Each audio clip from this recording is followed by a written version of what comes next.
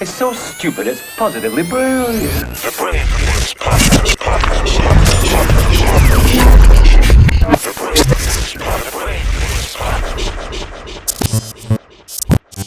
He said that Senator Kamala Harris and Joe Biden are always putting out these presumptions that America is systemically racist and that there's no. He said they try to say that there's racial bias in law enforcement. Yeah. So the moment he was talking some real bullshit, that fly swooped right in and landed right on his fucking head. And he spent 2 minutes talking about some shit that we all know exists. Yo, I don't give a fuck. If you can't acknowledge that systemic racism exists in America, bro. Yeah. If you can't acknowledge that systemic racism exists in law enforcement. Yeah. It existed or currently exists? He said it don't exist. He said that Senator Harris and Biden are always talking about this presumption of systemic racism as if it's just an idea. I think it's undeniable that it definitely existed, but in terms of like laws that are in place right now to be racist, like currently, I don't know if I can point in any current. Well, it's not about the law. It's about this actual system, the way America was structured. Systemic racism is the fact that fucking Ebony K. Williams is the first black housewife on Real Housewives of New York. Why? As long as that show's been on, only one. Like we should be embarrassed that in America we have first when it comes to black people, are first when it comes to Latinos. It's because these structures and these institutions are built on whiteness. Right. So if I'm a white person in a position of power, yeah, I can keep people from not being here. I can keep people from not getting seats at the table. But that wouldn't be the system that's racist. That would be the people within the system that are racist. That's racist actors. I think systemic racism is redlining. I think systemic racism is Jim Crow. I agree with that. Like, I think that's truly the system. Stop and frisk, you could definitely make the argument was systemically racist. But in terms of hiring practices can be systemically racist. They whether or not they're on the books or not. You know what I'm saying? For sure. Like, I still think it's forms of segregation in America. I think that, if you're a landlord and you hear somebody's voice, hi, I'm Shaniqua, and you're like, oh no, we don't do that. Good. And you call back, hi, I'm Karen. Hey, welcome.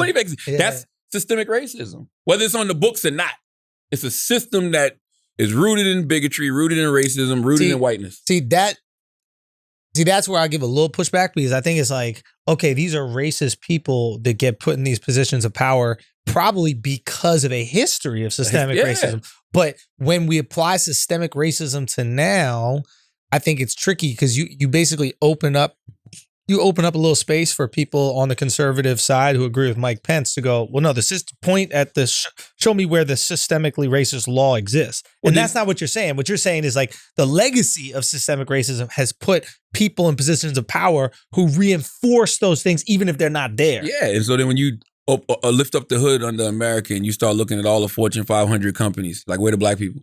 Yeah. That's the thing that cracks me up about like Hollywood. It cracks me up about look at Hollywood. Well, no, it's not even Hollywood, right? It's like it's all these like it's corporations. They're all woke, or they at least front like they're woke. But the reality is, if you look at their executive boards, they're all white, right? And that's why right now the conversation about systemic racism has to happen, because the people who are in positions of power who have the privilege have to acknowledge it. Yeah, can't be like Mike Pence and be like, it doesn't exist. Because once you acknowledge it, you can atone for it.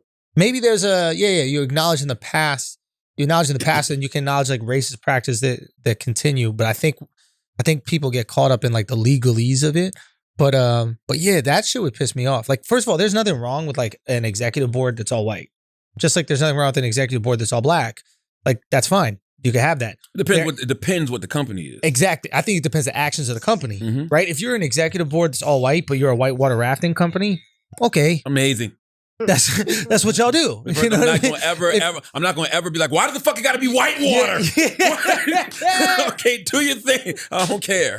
Exactly, right? If it's NASCAR, if it's one of these things, of course, right? But if you're one of these companies that like really harps on how important diversity is to you, like these Hollywood studios do, right? We had a black president of the United States of America before there was a black president of any of these Hollywood film studios. I can't think of any. Who's the black? Well, Tyler Perry had to make his own, but there isn't one. There hasn't been one. So when you really break it down, to me, I just see it so fraudulent. I see these people like crying about how important diversity is, and like putting all these rules and regulations in. Okay, you can't win an Oscar unless you have all this diversity. He was like, where's your diversity, bro? That's all I'm saying. Why is it everybody wants to do diversity with someone else's job, not their own? You ever notice that? Shake up the C-suites, baby. Like low key, I kind of respect. What's her name? Fucking fly. We got that fly in here, bro. We got. Damn. Was it Serena Williams? Serena Williams' husband? I think he was like this. He was the owner of Reddit or whatever like that. And he said he was stepping down to, and his position had to be filled by a black person, right? Now, I think that's stupid to just go, this person has to be black. It should just be filled by the best person. But at the same time, it's like, oh, wow, he's really putting his money where his mouth is. He really cares about diversity. He really thinks that's the change that's going to happen. He's willing to sacrifice his own shit. Okay, you're about it.